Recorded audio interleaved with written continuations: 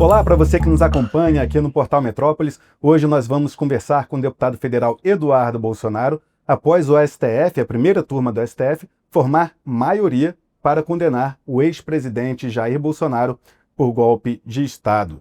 O ministro Alexandre de Moraes, relator da ação penal, votou por acolher na íntegra as acusações da Procuradoria-Geral da República, assim como Flávio Dino, Carmen Lúcia hoje e o voto divergente foi o de Luiz Fux ontem. Deputado Eduardo Bolsonaro, obrigado por sua participação. Como avalia agora essa votação no STF que confirma a condenação de Bolsonaro por golpe de Estado? Acho que o principal, né, que foi as questões levantadas pelo ministro Fux, rebatendo e desconstruindo por completo, né, a falsa narrativa criada pela PGR, isso se manteve intacto, né? A ministra Carmen Lúcia, ela repete a mesma ladainha retórica de Alexandre de Moraes e de Flávio Dino, falando que Bolsonaro comandava qualquer tipo de organização criminosa e, na verdade, não apresenta nada. O ministro Fux foi muito feliz no seu voto, inclusive técnico, tem que ser dito, porque ele falou: olha, tudo que o Moraes estava dizendo, falando que era organização criminosa e atos executórios de um golpe, não passaram de reuniões do presidente com o seu ministro, inclusive com Bolsonaro descartando o possível uso, né, de um estado de defesa ou estado de sítio, que são mecanismos previstos na Constituição. O ministro Fux abriu o seu voto falando da incompetência do STF. Porque Lula e Temer, quando foram investigados e processados, o foram na primeira instância. Por que Bolsonaro está no STF? Porque está sendo dado a ele tratamento de presidente, mesmo ele sendo atualmente ex-presidente. Então, ainda que seja para cometer essa ilegalidade e dar tratamento de presidente a Bolsonaro, ao menos uma decência, né, uma moral mínima, manda ele ser julgado pelo plenário, pelos 11 ministros, tal qual seria um presidente. Mas nem isso foi. Então ele está sendo julgado na primeira turma por um ex-advogado de Lula, o outro ex-ministro da Justiça de Lula, uma pessoa que é abertamente oponente de Bolsonaro, que é o ministro Alexandre de Moraes, o qual o presidente Bolsonaro chegou a assinar um processo de impeachment, o cara que disse que tem que pegar o Eduardo Bolsonaro, segundo matérias do Glenn Greenwald, e até hoje continua julgando tudo relativo à nossa família. Então o ministro Fux deixou o rei nu, mostrou que tudo isso que está acontecendo está ferindo o devido processo legal, a ampla defesa. O STF mesmo já anulou processos em que os advogados tiveram pouco tempo para analisar 4 terabytes de arquivos. Os advogados de Bolsonaro tiveram esse mesmo período de tempo, sem dilação de prazo, que foi pedido pelo Dr. Vilardi, para analisar não 4 terabytes, mas 70 terabytes. Esse material todo, para ser visto, fotos, vídeos, ler textos, seriam necessários algumas décadas para fazê-lo. Então é claro que restou violada a ampla defesa, não existe devido processo legal, e o Fux expôs tudo isso. É por isso que eu creio, finalizando, Capelli, que no momento oportuno, por este ser um processo totalmente político, quando o vento político mudar, esse processo será anulado. Tal qual foi o de Lula, essa avaliação que o senhor faz. Sim, mas deixando bem claro, né, que o processo de Lula foi analisado por juízes técnicos, cerca de 17 juízes, e nenhum deles chegou perto de dar um voto igual ao de Fux, que passou mais de 12 horas desconstruindo aspectos jurídicos e também de mérito. O Fux chegou a ter que descer, né, lendo o relatório da PGR, ao fato de que, calma lá, então não houve um golpe porque um dos golpistas não pegou um táxi. Se ele tivesse encontrado um táxi, então teria ocorrido um golpe. Ou então que a derradeira reunião para traçar o plano de golpe teria se dado num salão de festas, num pilotis da Asa Norte, aberto ao público. Então é lógico que não existe o golpe e é lógico que o processo de Bolsonaro não se confunde com o de Lula. Porque o de Lula está lá o triplex lá no Guarujá, está lá o sítio em Atibaia, e isso daí não foi desconstruído. Quando foi anulado o processo de Lula, foi porque o ministro Fachin disse que ele foi processado no CEP errado. Não deveria tê-lo sido em Curitiba, mas sim em São Paulo ou em Brasília. Isso daí foi uma formalidade que encontraram para essa manobra jurídica. O que é diferente de dizer que o Lula deveria ser absolvido. Fux disse: Bolsonaro tem que ser absolvido por falta de provas, por incompetência do foro, pela violação do devido processo legal, da ampla defesa e vários outros dispositivos legais. Qual a expectativa do senhor para o voto de Cristiano Zanin? Ele é advogado do Lula. Não dá para você levar a sério um julgamento desse. É sério, mas ninguém se diz impedido. E ele, advogado de Lula, pessoa tão próxima que foi indicado ao STF. Eu te digo, né, se o Alexandre de Moraes fosse ser julgado apenas por André Mendonça ou por Cássio Nunes, será que ele diria que isso daí é um processo justo? Eu acho que não. Então a gente está diante de um jogo de cartas marcadas. Eu acho que o Zanin vai pagar o pedágio da sua indicação, mesmo tendo a convicção de que Bolsonaro não é, né, não é culpado por nada, que não se tentou dar um golpe de Estado no Brasil. Ele deve votar pela condenação, acho, né? Vamos ver o que acontece. Eu conversei com alguns bolsonaristas que me disseram, como o Zanin foi advogado do Lula no período da Lava Jato, ele sabe o que é estar numa situação de suposta, né, desvantagem em relação ao juiz e tudo mais, a gente espera que ele dê um voto, que tenha alguma divergência ali do relator, mas nem isso o senhor espera, então. Isso daí, Paulo Capelli, é para uma pessoa normal, uma pessoa que mede os outros pela sua régua, uma pessoa que entende que deve existir uma imparcialidade, uma coerência, né? Uma pessoa que sabe que o que é injusto ser aplicado a fulano, igualmente injusto será se aplicado a ciclano. Para a esquerda não tem a moral, não tem a ética, não tem a baliza das leis. Para a esquerda depende o cliente, e ali vai ser a aplicação da lei ou não. É por isso que o politicamente correto, por exemplo, não é sobre o que se fala, mas sobre quem fala. Se o Lula falar, abrindo aspas para ele e pedindo desculpa às mulheres da sala, se o Lula fala mulheres de grelo duro, não acontece nada. Se Bolsonaro fala, né, pintou o clima quando está conversando ali com algumas meninas da Venezuela, cai o mundo. Então, são situações que, na verdade, você não pode comparar. O Lula é uma pessoa que se envolveu em lavagem de capitais, é uma pessoa que se envolveu em corrupção. Bolsonaro não é uma pessoa que se envolveu em golpe.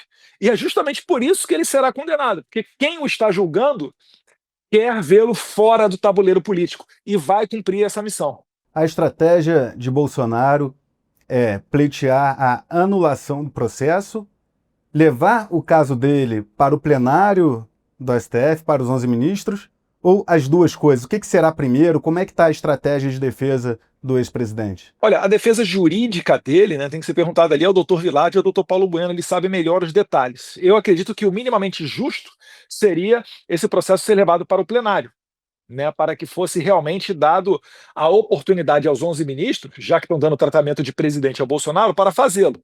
Ou melhor, o justo não seria nem o STF, seria descer para a primeira instância. E nada disso daí impede que, paralelamente, nem mesmo o Bolsonaro, os advogados dele, mas que outras pessoas entrem em cortes internacionais, como eu já começo a receber notícias de pessoas que vão fazê-lo.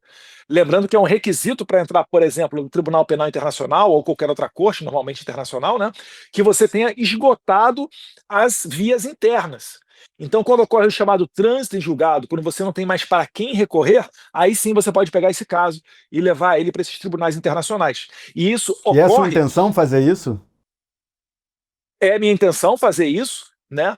Mas isso daí, Capelli, está ocorrendo, pelo menos eu tenho informações de que já existem grupos de juristas que vão fazê-lo, independentemente da vontade do meu pai ou propriamente minha, tá? Para dizer o seguinte, pessoas que não têm vinculação conosco estão já planejando em fazê-lo. Até onde eu sei, estão confeccionando as peças para fazê-lo. Eu vi que há um grupo de advogados atuando nesse sentido, mas eu queria saber mais das suas iniciativas. O senhor disse que cogita, sim, que tem a intenção de levar o caso a um tribunal internacional, caso, né, o julgamento transite em julgado com ele condenado, sentenciado à prisão. Qual corte o senhor pretende acionar? Todas as cortes possíveis, né? Primeiro, a Corte Interamericana de Direitos Humanos da OEA, isso passa pela Comissão Interamericana, que faz essa análise de juridicidade para ver se leva à Corte, Tribunal Penal Internacional, qualquer outro tribunal latino-americano, né, qualquer outro tratado internacional que o Brasil seja signatário ou que aceite a Convenção Universal dos Direitos Humanos, para que a gente possa fazer esse embate no exterior também. Eu acho que todas as vias, por mais às vezes que a gente entenda que vai entrar por ali e possa ser derrotado, mas entrar nesses locais para dar a oportunidade deles se manifestarem, para colocar o tema adiante. Não é possível, né, que com tantas ilegalidades a gente não consiga fazê-lo. Então, isso custa dinheiro, tá? Isso custa advogado, isso custa passagem aérea, hotel, alimentação, pesquisa, mas eu estou dedicado a fazer isso. O que eu posso garantir da minha parte, enquanto agente político que eu sou, é atender a audiências públicas internacionais, como está previsto, já tem convite para a audiência pública no Parlamento Europeu. Assim que eu tiver com tudo ok e seguro para ir, né, vou fazê-lo. E além disso, eu vou dar um giro pelo menos pela Europa, né? Você pode ver que dias O atrás o seguro que o partido senhor Chega. diz é saber que o seu nome não está na lista da Interpol, é isso? Isso, eu tenho que me precaver, né, eu não posso dar a chance para Alexandre de Moraes me prender, isso é modus operandi dele, tentou fazer isso, por exemplo, com Oswaldo Eustáquio, que está na Espanha, e mesmo a Espanha sendo conduzida por um socialista, né, o Pedro Sánchez, a justiça espanhola agiu com técnica e impediu não só a prisão do Oswaldo Eustáquio, como negou a sua extradição ao Brasil. Caso semelhante também ocorreu com Alan dos Santos, que está até hoje sob asilo aqui nos Estados Unidos. Então, certificado que eu posso viajar em segurança, eu sim vou fazê-lo e seguir fazendo a denúncia de direitos humanos desse violador de direitos humanos chamado Alexandre de Moraes. Lembro que alguns dias atrás a gente conversou, o senhor disse que iria procurar também autoridades italianas em prol da Zambelli. O senhor chegou a fazer isso já ou não? Eu cheguei a bastidores, sim, mas eu pretendo, nesse giro pela Europa, encontrar autoridades na Itália, né? Pretendo visitar o país para levantar o tema da Carla Zambelli também. Voltando aqui para o Brasil, Bolsonaro está condenado agora por maioria no STF da primeira turma. O senhor acredita que a primeira turma considerar prisão domiciliar, como já pleiteiam advogados de Bolsonaro ali nos bastidores, para tentar evitar que Bolsonaro vá para um presídio, vá para a Papuda? Ou o senhor acredita que o STF colocará Bolsonaro em uma prisão, em um presídio? É difícil você cobrar coerência, né, de agentes altamente ideológicos de uma corte que eu considero altamente corrupta, como a Suprema Corte brasileira, né? Mas se fossem ter um mínimo de isonomia, imparcialidade e coerência, deveriam mandar o Jair Bolsonaro para a prisão domiciliar. Por exemplo, o ex-presidente Fernando Collor, devido a uma crônica apneia do sono, está em prisão domiciliar. Bolsonaro tem problemas de saúde muito mais graves, passou recentemente por 2 pneumonias. Todo mundo sabe que de tempos em tempos ele é necessário fazer procedimentos hospitalares ou por vezes até grandes cirurgias, então não faz sentido você colocar ele num presídio comum. Mas eu penso também que Alexandre de Moraes vai fazer de tudo para repetir com Bolsonaro aquilo que aconteceu com Clezão, né? Aumentar a burocracia para receber um atendimento médico ou impedir a análise do seu caso para que ele fique em prisão domiciliar na tentativa de assassiná-lo. Então isso também é possível, eu não ficaria surpreso, porque eu sei que Alexandre de Moraes é um violador de direitos humanos, né? Nós estamos lidando com um psicopata, não com uma pessoa normal. Então, vamos ver o que acontece. Em relação às sanções dos Estados Unidos, o senhor articula sanções a mais ministros da corte, agora que a primeira turma do STF condenou, né, decidiu condenar Bolsonaro por golpe de Estado. O senhor avança nessas articulações aí nos Estados Unidos? Eu acho que nem é necessário tanta articulação, né? A própria Lei Magnitsky dá conta de que aqueles que prestam algum tipo de apoio ao sancionado incorrem nas mesmas penas, né? São as chamadas sanções secundárias, que no final das contas é o mesmo tipo de punição que o Alexandre de Moraes está recebendo. Então, todos esses que acompanham a conduta do violador de direitos humanos correm o risco de receber as mesmas sanções. Eu ficaria surpreso se isso daí não ocorresse. Eu apenas ressalto que sanções da Lei Magnitsky são um assunto burocrático, né? Não é algo que se constrói da noite para o dia. Mas eu acredito sim que no acompanhamento desses votos, essas pessoas podem dar ensejo às novas sanções. E eu acho até que é provável, né, o governo Trump reagir de maneira a aumentar sanções, né? Seja da Lei Magnitsky, seja de cancelamento de visto, de outras pessoas identificadas como colaboradoras de Alexandre de Moraes nesse aparato persecutório. Eu conversei com um integrante do governo Trump antes de ter início o julgamento do Bolsonaro, dias atrás, e esse integrante do governo Trump me disse que já há sanções bem encaminhadas, segundo ele, para a esposa de Alexandre de Moraes, a advogada Viviane Barros de Moraes, tendo em vista que Moraes já foi sancionado com a Lei Magnitsky e que, como o senhor sustentou, a esposa seria o braço financeiro ali. Só que ele não falou, essa autoridade do governo dos Estados Unidos, não falou de nenhum outro ministro do STF. Por isso que eu lhe pergunto se o senhor tem informações concretas sobre sanções a Carmen Lúcia, Flávio Dino e Flávio Dino, que acompanharam Alexandre de Moraes. É porque, prezado Capelli, você primeiro tem que esperar o fato se consumar, né? Você não pode fazer um exercício de futurologia, até porque isso daí seria injusto. Mas uma vez ocorrendo a condenação, formalizados os votos, você percebe ali que claramente você pode interpretar isso daí como um apoio ao violador de direitos humanos, vide que o Moraes é o relator dessa matéria.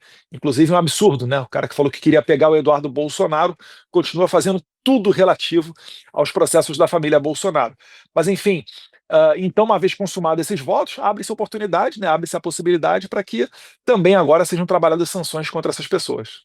Contra Davi Alcolumbre, são discutidas sanções também aí? O que se conversa aqui no Congresso Nacional é que Hugo Mota estaria mais propenso a pautar um projeto de anistia, só que Davi Alcolumbre, no Senado Federal, disse que um projeto que contemple o ex-presidente Jair Bolsonaro não passa, que um projeto desse tipo sequer será votado no Senado Federal. Anistias são sobre fatos, né? Essa pessoalidade que o presidente Davi Alcolumbre coloca, isso daí então já deixa de ser anistia, passa a ser privilégio para um certo grupo de pessoas. Não há sentido, né?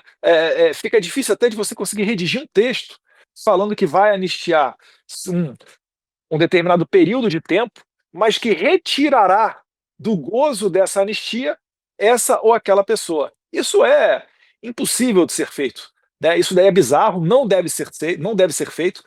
Eu até falei com alguns colegas deputados hoje para que sequer discutam algo nesse sentido. Assim como no passado rechacei ideias para que fosse privilegiado apenas Jair Bolsonaro, da mesma maneira, o contrário, né, também deve ocorrer. Ou seja, ou estamos todos no mesmo barco, ou não estamos em barco nenhum. Eu apenas ressalto que, até atingirmos o objetivo, vai ser, vai ser claro e notório que os nossos inimigos vão querer vir com tentações ou com acordos para tentar nos dividir. Nós temos que nos manter resilientes e fortes. Assim como há 3 meses atrás ninguém imaginava que fosse ser sequer debatido uma anistia, e agora nós estamos a ponto de talvez votar um texto, eu peço aos meus colegas para seguirem firmes e fortes, resilientes, que nós chegaremos à decisão correta, justa, que é a anistia ampla, geral e restrita. Conversei com o Malafaia, que é um dos defensores da anistia, inclusive organizou o ato na Avenida Paulista, e o argumento que ele diz é o seguinte: se Débora do Batom e outros manifestantes foram condenados por 5 crimes, que vão de golpe de Estado a deterioração de patrimônio público, e Bolsonaro também foi condenado por 5 crimes, então não tem como anistiar um e não anistiar outro. É mais ou menos por aí o raciocínio que vocês vão apresentar no Congresso também?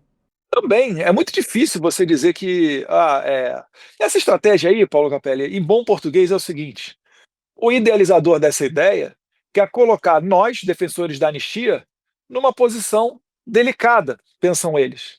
Qual posição delicada é essa? Que nós receberemos a peste de trabalhar contra a soltura da Débora para preservar o nosso líder político Jair Bolsonaro. E, na verdade, é o contrário. Não há sentido você dizer que, sobre os mesmos fatos, certas pessoas devem gozar de um privilégio da anistia e outras não. Então o Malafaia ele foi muito feliz nessa colocação, porque se o fato que será anistiado vai colocar para ir para casa as velhinhas e as pessoas simples do 8 de janeiro, por que que esses mesmos fatos, quem seja a condenação de Bolsonaro, não vão alcançar, né, essa anistia não alcançará o benefício a Bolsonaro? Então, é algo sem pé nem cabeça, é o que eu estou falando. É até difícil de você conseguir explicar uma situação dessa, é muito esdrúxula, e eu acredito que a Câmara aprovando uma anistia ampla, geral e restrita, dificilmente o Davi Alcolumbre vai ter muita dificuldade para conseguir barrar esse projeto no Senado, devido a tamanha pressão popular que será imposta. E o Congresso Nacional funciona com pressão popular, vide os processos de impeachment. No último 7 de setembro, no trio elétrico, Tarcísio de Freitas, governador de São Paulo, disse que Alexandre de Moraes age com tirania. Tarcísio falou também em ditadura, ou seja, esse discurso mais duro de Tarcísio contra Alexandre de Moraes convenceu o senhor, que tanto cobrava um discurso mais enérgico do governador de São Paulo? Como o senhor avalia o discurso de Tarcísio? Olha, eu fico feliz com a postura dele, né, em que pese ter sido uma guinada um tanto quanto forte. Acho que a gente agora deve ficar em observação para ver se isso daí será mantido. Mas eu acho que todo esse discurso seja ele com intenção eleitoral ou não, isso é secundário nesse momento, Capelli. Eu acho que a gente deve concentrar nossos esforços para a anistia, né? Até onde eu sei, sim, o governador Tarcísio tem trabalhado ativamente a favor da anistia. Antes tarde do que nunca, eu acho que lá do passado, se tivéssemos esse apoio de peso do governador de São Paulo, poderia ter feito muita coisa andar mais rápido, mas também não reclamo, não. A realidade se impõe, né? Eu estou aqui junto com o governador Tarcísio colocando a anistia adiante. Mas, senhor Eduardo, falou agora em viés eleitoral, talvez viés eleitoral, o senhor usou esse termo eleitoral. Para o senhor, foi uma cartada com Talvez. objetivo de eleição em 2026? Talvez?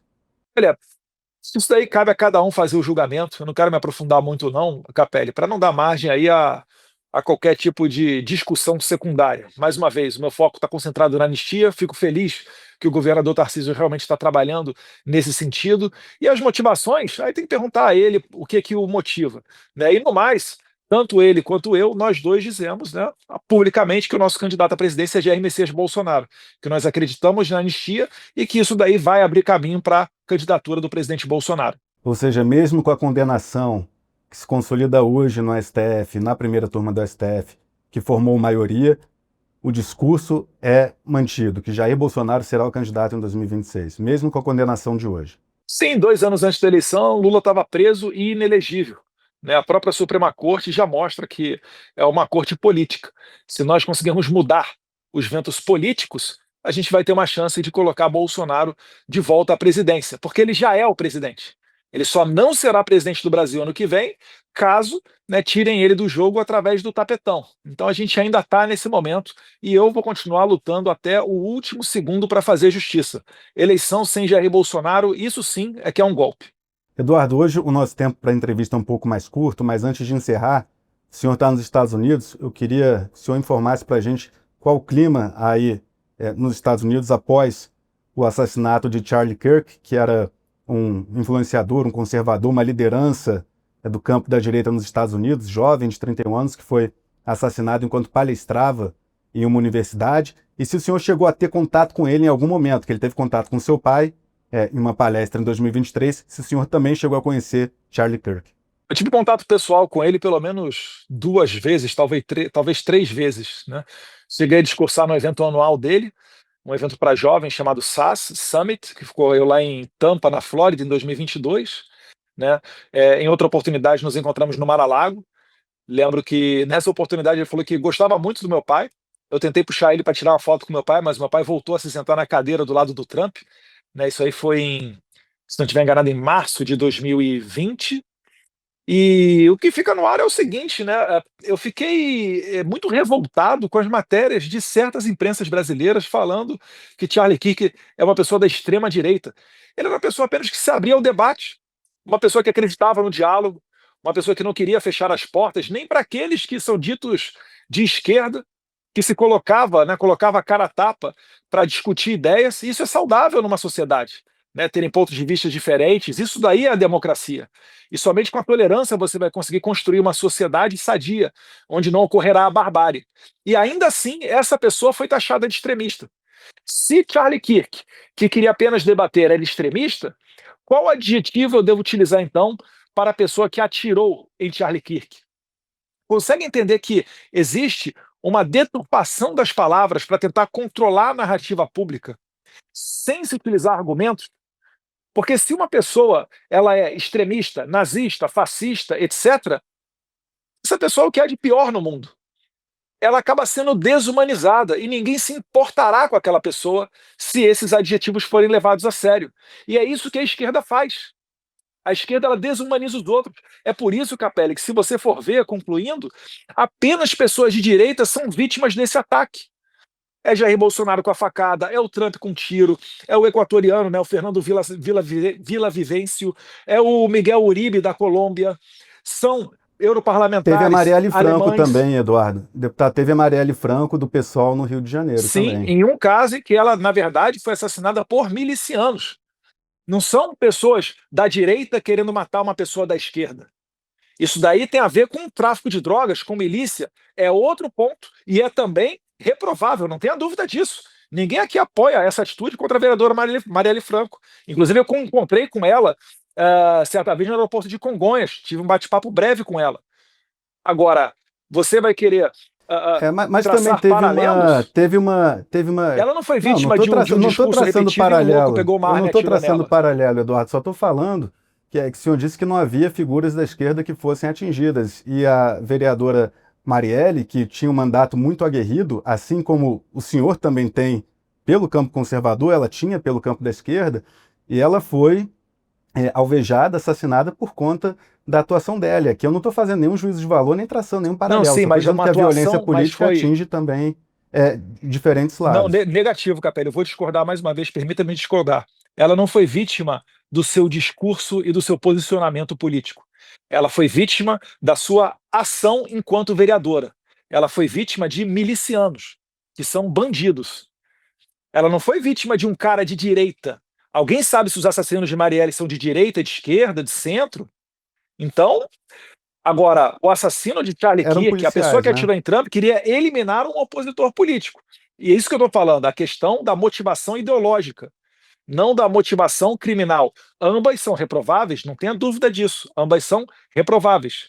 Mas a construção contínua de desumanizar sempre as figuras de direita leva à atuação desse tipo de pessoa, que às vezes compra esse discurso, né? Eduardo, última pergunta antes de a gente encerrar. É, com a condenação de Bolsonaro, antes mesmo da condenação, já havia um movimento de integrantes do Centrão, figuras importantes do Centrão, para escantear Bolsonaro da disputa eleitoral e começar a dar protagonismo a outros nomes. A gente bota aqui entre os cotados, né, tem o Tarcísio, tem o Caiado, tem o Zema, tem outros nomes que brigam ali pelo espólio da direita. O senhor teme que a condenação de Bolsonaro fortaleça esse movimento de integrantes, dirigentes do Centrão? Eu acho que vai fortalecer, Capelli, uma instabilidade. Eu acho que vai fortalecer a chance de países democráticos como os Estados Unidos não reconhecer a eleição do Brasil. Porque, de certa maneira, você está impedindo a população de livremente exercer a sua escolha. E isso não pode ser definido como democracia, né? Então, a gente sabe o tabuleiro político como é que é. Eu, inclusive, citei anteriormente em outra entrevista, o caso de São Paulo, que em São Paulo as pessoas de direita sempre acabavam votando no PSDB porque não tinha nada mais à direita, nada mais conservador, mas no primeiro momento que surgiu um nome como o de Jair Bolsonaro em 2018, ele deu uma lavada no Alckmin, que era concorrente dele, nessa eleição, provando que aquele estado, o estado de São Paulo, há décadas dominados pelo PSDB, que muita gente acreditava ser impossível combater aquela máquina, foi combatida e saiu-se vitorioso Jair Bolsonaro apenas com as suas opiniões. Então, eu sei como é que o jogo é jogado, mas eu creio que eleição sem Bolsonaro é golpe. Se esses candidatos quiserem ter o apoio de Bolsonaro, não vai ter que ter, né, um alinhamento de discurso, porque o eleitor vai ter dificuldade de comprar, né, um discurso diferente do Bolsonaro. O senhor falou que o governo dos Estados Unidos pode não reconhecer uma eleição sem Bolsonaro. Isso já foi discutido nas suas conversas na Casa Branca ou é uma percepção sua ou já é concretamente discutido isso? É uma percepção minha e, na verdade, da maioria das pessoas, né? Bolsonaro não pode concorrer por quê? Porque conversou com embaixadores, porque discursou num carro de som. É um sentimento meu, uma percepção minha, mas que eu carrego para onde eu vou, pode ter certeza. E recentemente, deputado, a Casa Branca chegou a falar em usar o poderio militar para garantir a liberdade de discurso, enfim, citando ali o Brasil. Há uma possibilidade de invasão norte-americana ao Brasil? Eu acho que nesse momento não, né, Capelli? Mas se for o regime brasileiro for consolidado e tiver uma evolução igual a da Venezuela, né, com eleições que não são nada transparentes, né, sem a ampla participação da oposição, regado à censura e prisões políticas, o Brasil pode perfeitamente no futuro ser necessário a vinda de caças F-35 e de navios de guerra, porque é o atual estágio da Venezuela. E você não consegue mais consertar aquilo dali com remédios diplomáticos como as sanções. Então, poderia ser um uso para o futuro. Eu acho que foi muito feliz a porta-voz da Casa Branca, né, a Caroline Leavitt, falando isso, porque demonstra a disposição do governo Trump em defender as pautas da liberdade. Eu acho que se as autoridades brasileiras tiverem juízo, elas vão prestar muita atenção nesse discurso. Qual seria esse futuro? Em quanto tempo seria esse futuro com possibilidade de intervenção militar na sua concepção? Olha, ano que vem a gente tem eleição. Se nós não tivermos uma ampla participação da oposição, se nós tivermos eleições sem a possibilidade de autoria, eleições à base de censura, onde a população brasileira siga com medo de expressar as suas opiniões, ou ter que deletar tweets através de ordens secretas, né, não puder falar a verdade sobre Lula e assim por diante, por que que a maior potência mundial, o farol da liberdade e da democracia, teria que reconhecer a eleição brasileira? Uma vez não Mas reconhecendo... o senhor, deputado, o senhor defenderia uma atuação militar no Brasil, dos Estados Unidos no Brasil? Eu acho que vale a pena pela pauta da liberdade. Você aceitaria ser escravo para evitar uma guerra? Eu prefiro a guerra. É como Churchill diz, né? Naquele caso com o Chamberlain. Voltou lá da Alemanha com um acordo do Hitler nas mãos, e o Churchill alertou. Poderia ter escolhido entre a desonra e a guerra. Escolheu a desonra e ainda terá a guerra. Eu prefiro não fechar os meus olhos para a realidade que acontece no meu país. Isso não vai evitar o sacrifício, ou melhor, vai postergar o sacrifício e quando a conta vier, virá ainda maior. Eu não quero chegar a esse momento. É por isso que eu estou falando, o Brasil tem que se comportar como uma democracia. Não é encarcerando o líder da oposição que você vai fazer uma eleição. Não é violando a Constituição que você vai preservar a Constituição.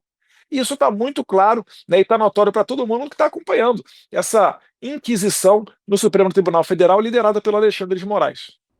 O senhor falou agora em caças, né, em poderio militar dos Estados Unidos, a maior potência em termos de força militar.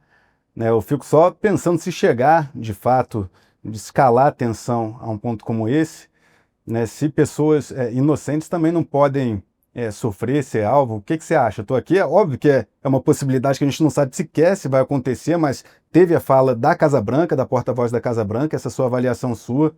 E eu fico aqui pensando, né, até por conta do meu ofício jornalístico, também de discutir o futuro, se também não poderia haver uma preocupação com inocentes, com pessoas inocentes, talvez se ferindo em atos militares, enfim. Mas as pessoas inocentes já estão se ferindo, já estão sendo violentadas.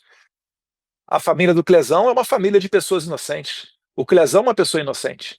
O Jair Bolsonaro é uma pessoa inocente. A senhora Iracina Gashi, de 73 anos de idade, é uma pessoa inocente. A Débora Rodrigues dos Santos, que vai passar, não, porque eu acredito na anistia, né? Condenada a 14 anos de prisão por ter escrito com batom numa estátua, ela é uma pessoa inocente. Então nós já estamos sofrendo, né? É óbvio que uma medida extrema como guerra é algo indesejado, mas quando você vive numa ditadura, ainda mais a Venezuela, que virou um grande polo produtor e exportador de cocaína para inundar com drogas os Estados Unidos, deliberadamente desejando esse resultado, está assumindo o risco disso. Na Venezuela não existe mais um governo legítimo, porque não existem eleições. O Nicolás Maduro, junto com Diosdado Cabello, comandam o cartel dos Soles, que hoje em dia é um dos maiores cartéis do mundo. Tem a presença do Hezbollah, é abrigo seguro da Farc e da ELN. Como é que você vai combater esse tipo de coisa? Só com força bruta. Deputado, muito obrigado pela sua participação. Já está assoprando aqui no meu tempo, que eu estourei bastante aqui o tempo do estúdio. Mas a gente continua entrevistas também em futuros momentos, o convite está feito para o senhor. Obrigado pela sua participação e a você que nos acompanhou aqui no YouTube do Metrópolis. Um abraço. Um abraço, fiquem com Deus.